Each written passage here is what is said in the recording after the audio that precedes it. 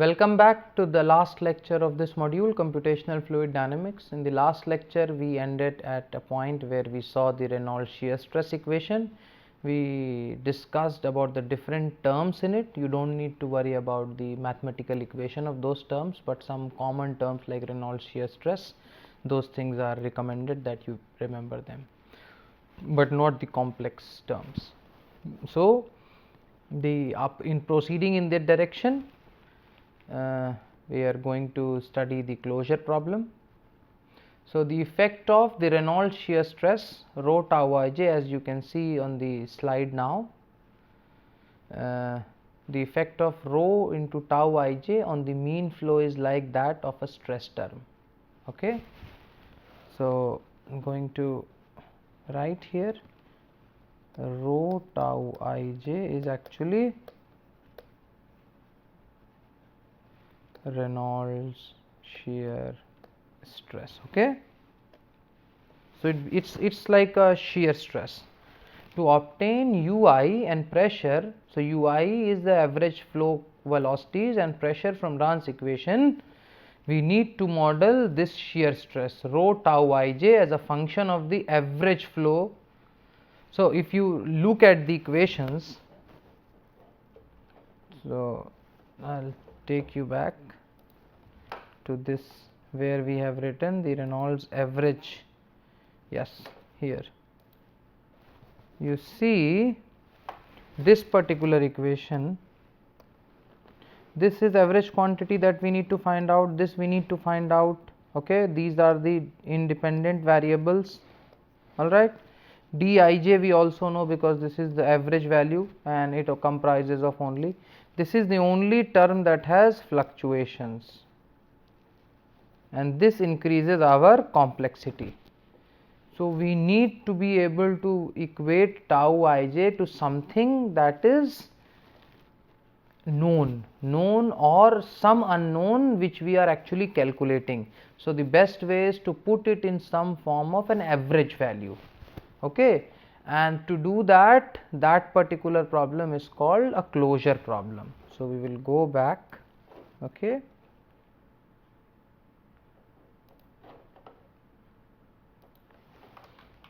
So, as I said, to obtain ui and pressure from Rahn's equation, we need to model this Reynolds shear stress given by rho into tau ij as a function of average flow.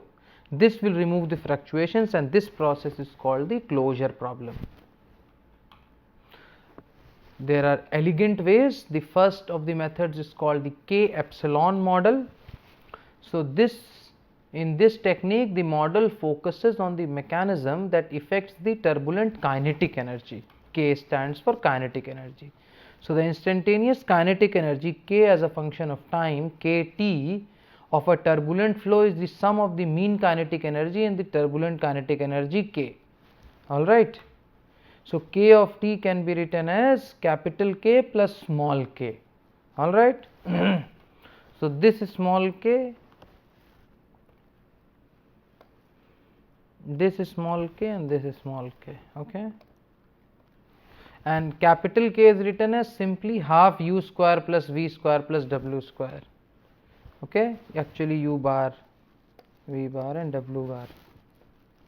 And small k is written as half of u dash square plus v dash square plus w dash square. Alright. The governing equations for this are, one we have continuity equation and the other is, so the way we write is, so d dt of tau ij, that is what we are modeling, is minus 1 by rho del p del xi plus del xj into 2 nu plus nu t into del ij. How these equations have been derived, we are not going to discuss, but these are the two equations that we use for momentum. See, it looks like a momentum equation itself. So, modeling of the Reynolds shear stress as the momentum equation. So, if you see, there is a term called nu t. So, this nu t is the eddy viscosity. So, this actually should better be called as turbulent eddy viscosity. Okay, nu t. it can be actually dimensionally related to kinetic energy K and kinetic energy dissipation rate epsilon through nu T is written as C mu into K square by epsilon.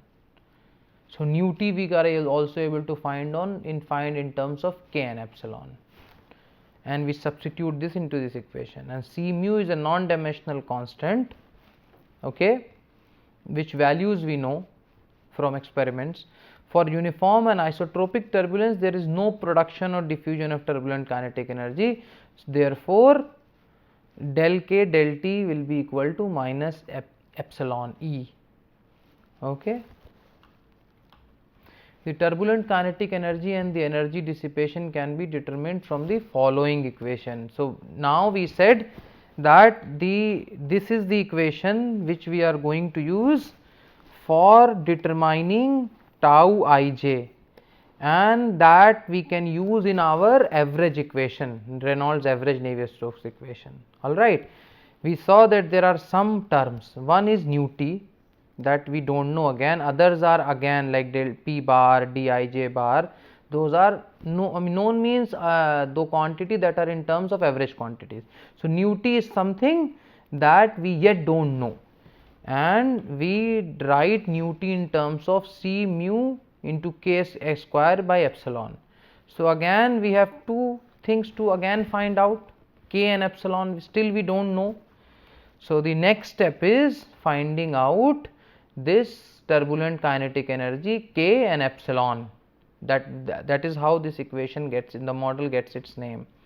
And to be able to do that, we have two another equation. One is in terms of kinetic energy, one is in terms of epsilon.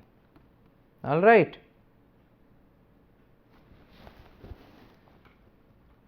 And this is production of turbulent kinetic energy, this term here. So we use these two equations to solve for K and epsilon, and the values of the constant in above equation are Cu is equal to 0.09, sigma K is equal to 1. If you see, C mu was there first, right? Correct. And then there is sigma K here, then there is sigma E here, so there are some terms. There is sigma, there is C epsilon 1, there is C epsilon 2. So those things are already known. All right, these are the values that we use. So what we do is we solve the K and epsilon equations, use those equations to find out the turbulent eddy viscosity nu T, put it into the Reynolds shear stress equation, and use it in the average equation of Reynolds Navier-Stokes equation. So just writing it down, solve for K and epsilon, then nu T is related to K square by epsilon, right? Nu T, put this in Reynolds shear stress equation and use that in Reynolds averaged Navier-Stokes equations. It's quite a complex way, but it gives good results. Most of the turbulence model in the world follow K and epsilon. There is one other turbulence model called K omega. So K is the same kinetic energy, omega is somehow related to dissipation epsilon, but that is also outside the scope, but it's better to remember the name. So the other model is K omega model, like K epsilon. These are the two world's most widely used turbulence models. Each of them have their advantages and disadvantages. So another method apart from Reynolds average Navier-Stokes equation for solving the turbulence, for solving the computational fluid dynamics Navier-Stokes equation is called direct numerical simulation. So in direct numerical simulation, DNS, Navier-Stokes equation are simulated numerically without any turbulence model. So they solve for the exact solution. When the governing equations of turbulent flows are discretized with sufficient spatial resolution and high order numerical accuracy, it is known as full turbulence simulation, FTS. Alright. So, in this modeling, Reynolds number is expressed as UL by nu, where RE represents the ratio of the inertial forces to viscous forces, or Reynolds number. U is the characteristic velocity, L is the characteristic length, or Reynolds number can also be written as L square by nu divided by L by U. Numerator and denominators both have dimensions of time. Alright. So, this L square by nu is the characteristic time scale for viscous diffusion, whereas L by U is the characteristic time scale for advection. The magnitude of inertial terms are much higher than viscous term in high Reynolds number flows. That is true because it is the ratio of viscous diffusion, because the ratio of the inertial forces to viscous forces, right. So, can we conclude that viscous effects are unimportant in turbulent flows? No, it is very important, because turbulent energy is dissipated in form of heat by viscous effects. Okay.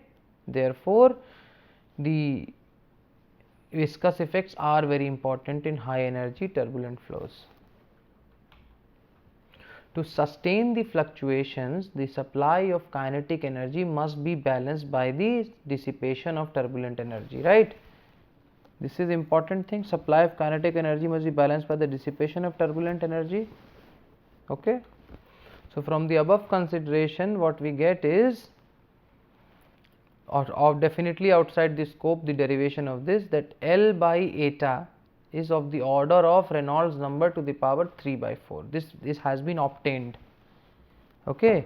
And this eta is a Kolmogorov length scale. So, it is the length scale at which the energy is dissipated with viscosity nu. Okay. You should remember the order and everything, but the derivation is not required. Okay. So, what conclusions can be drawn from the above expression? This is important. So, L by eta. So, length of the flow divided by the Kolmogorov length scale at which energy is dissipated is the function of Reynolds number to the power 3 by 4. So, if this is the equation, what are the conclusions from it? This means that the length scale at which the dissipation takes place is much smaller than the characteristic length scale, right. L by eta is proportional to Re to the power. So, in turbulent flow, Reynolds number is very high. So, that means L by eta is very high. This means numerator is much larger than the denominator, thus implying the length scale at which dissipation takes place is much.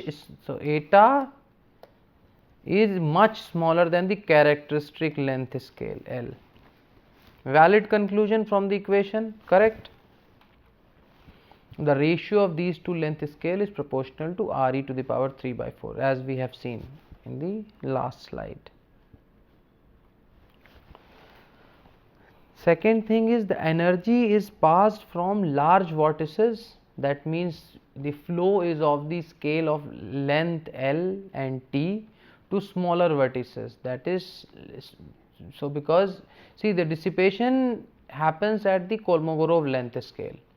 So, the eddies transfer energy to each other, they keep on losing the energy, and until they come in the range of this Kolmogorov length scale, and at this point this energy is dissipated through the heat.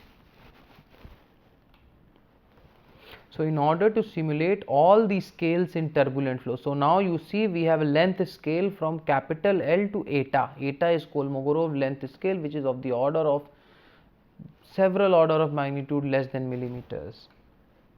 The computational domain must be sufficiently large than the characteristic length scale L, correct.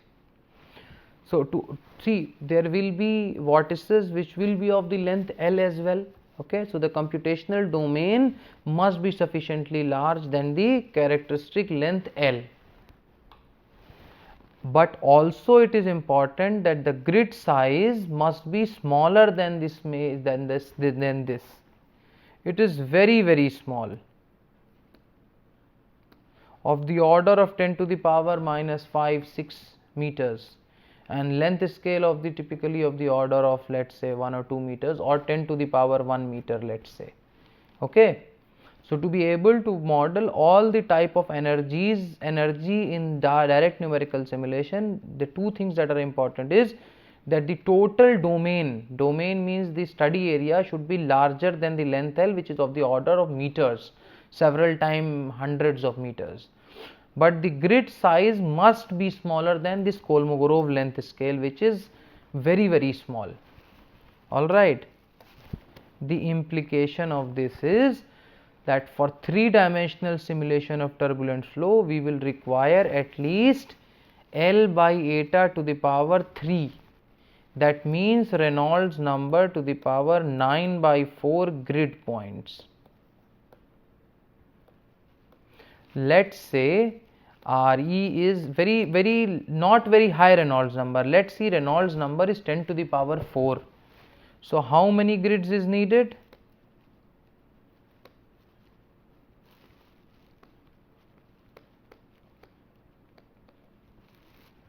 RE, that is 10 to the power 4 raised to the power 9 by 4. So we need 10 to the power 9 grids, almost so much high, more than billions, around billion grids, which currently, looking at the capacity of our computational facilities, it is not possible.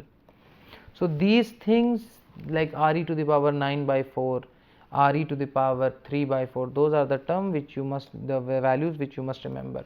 Therefore, the computational cost of DNS is very high. All right. Another such technique is called large eddy simulation. See, in the DNS, one important thing to note was that we had the best accuracy, but lot of computational time is required. LES is sort of a trade-off between the Reynolds average. In Reynolds average, we do many approximations, so the results are not that accurate compared to DNS. But LES is something which is a trade-off between DNS and Reynolds average Navier-Stokes equation. So there is a big difference in the behaviors of large and small eddies in turbulent flow field. We were talking in DNS about the length scales, right? We said that there will be vortices or eddies that are as big as the length of the flow. There will be eddies at the time of dissipation of heat will be very small, let's say order of 10 to the power minus 5 minus 6, which also means that there is actually big difference in the behavior of these eddies, right? Large eddies will have a different behavior and small eddies will have a different behavior. So what are large eddies? Large eddies are more anisotropic, and their behavior is dictated by the geometry of the problem domain, all right, and the boundary conditions. The larger eddies, they will also depend upon the body forces acting, whereas small eddies, they are nearly isotropic, they are very small, they have generally a universal behavior as demonstrated by Kolmogorov, which we have not read in this course, but just take it for granted that these have a universal behavior. Important thing to remember is that the large eddies extract energy from the mean flow. So larger the eddies, more energy will be there, correct, and they take energy from the mean flow, that the real flow, whereas small eddies take energy from the a little bit larger eddies, which take more energy from the larger eddies than them. So energy is in form of a cascade. So this theorem is called Kolmogorov hypothesis. Again, I am telling it's outside the scope, but it's better to mention that.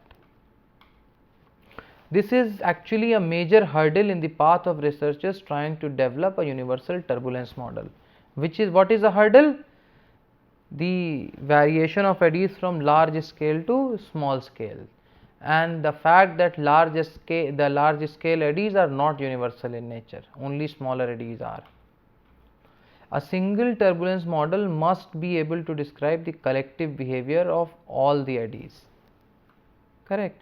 However, the dependence of large eddies on various parameters complicates the problem. Small eddies is no problem because it is universal.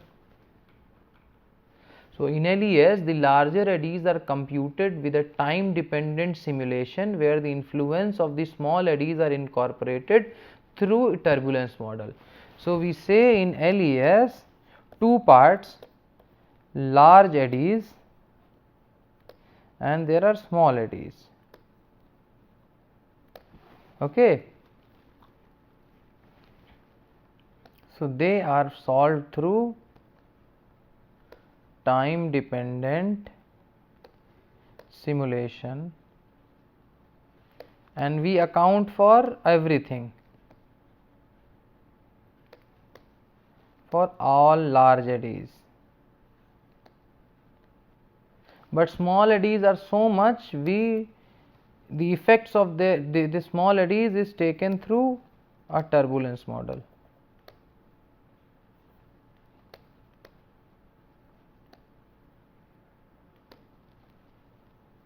All right. So, our domain size we don't need to be accounting for the smaller eddies. We make our grid such that it captures the largest of the eddies.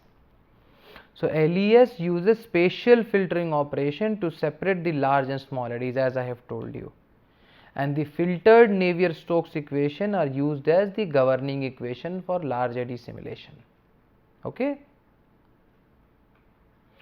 Now, what would be the filter? Filter means up till what time, what length should we cut it? The filter width is set to be close to the size of the mesh. There are some terms that when we in LES, when we use the size of the mesh, one is the grid scale GS. The scales that are directly solved for on the grid are called the grid scales.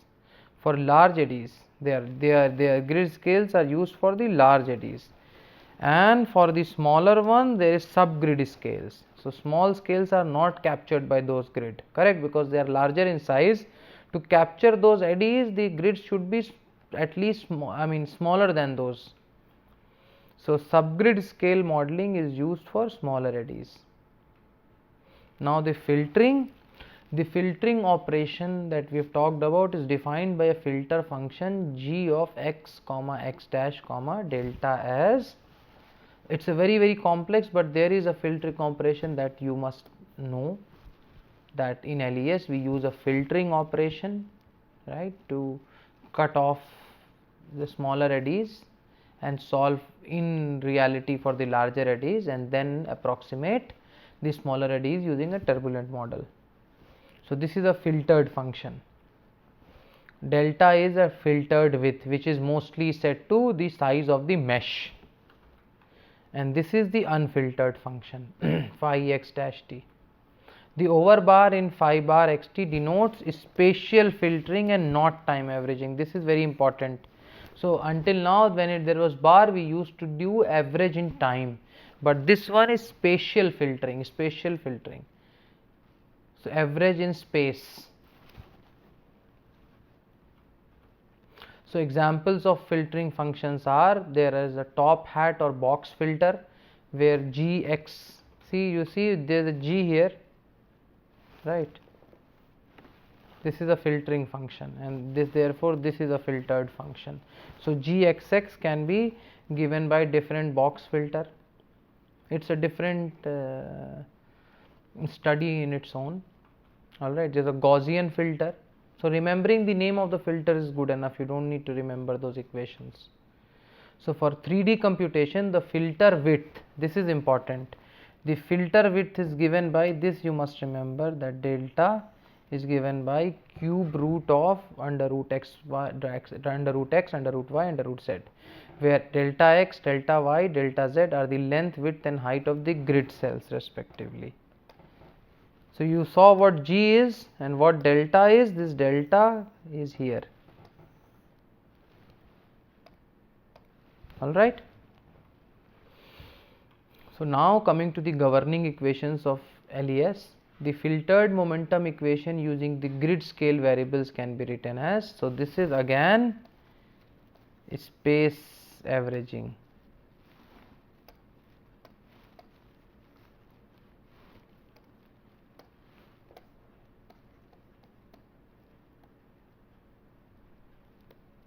All right. The influence of subgrid scale eddies is introduced through SGS stress, subgrid scale stress, SGS, and that is written as tau ij. You see here is a term tau ij similar to the Navier-Stokes equation, and that is written as I uj ui uj whole bar minus ui bar into uj bar. These are again space averaged in LES. All right. Where tau ij is Lij C plus Cij plus Rij. The Lij is the Leonard term given by this. There is a cross term called Cij. There is SGS Reynolds stress Rij. All right. So this gives you a overall idea the differences between the, see, we have covered Reynolds shear stress in a little bit more detail. The DNS, the idea of DNS, why it is computationally so expensive, has been introduced. We went through the terms like Re to the power 3 by 4, number of grid points are equal to Re to the power 9 by 4. The basic idea of LES, where we studied that we basically use the filtering function to model the large eddies, whereas subgrid scale modeling is used to model the smaller eddies. So information like this, what are the different terms, Leonard term, cross term, SGS Reynolds stresses, and things like that have been covered in the turbulence modeling part. Many complex equations are not supposed to be remembered by you, but an overall idea about those equations are whatever required in this particular module. And this actually concludes our module on introduction to computational fluid dynamics. I hope you enjoyed this particular session, this particular module of the course, and as always these are the references of the the reference books that you can actually use. And thank you so much for listening, and I'll see you next week.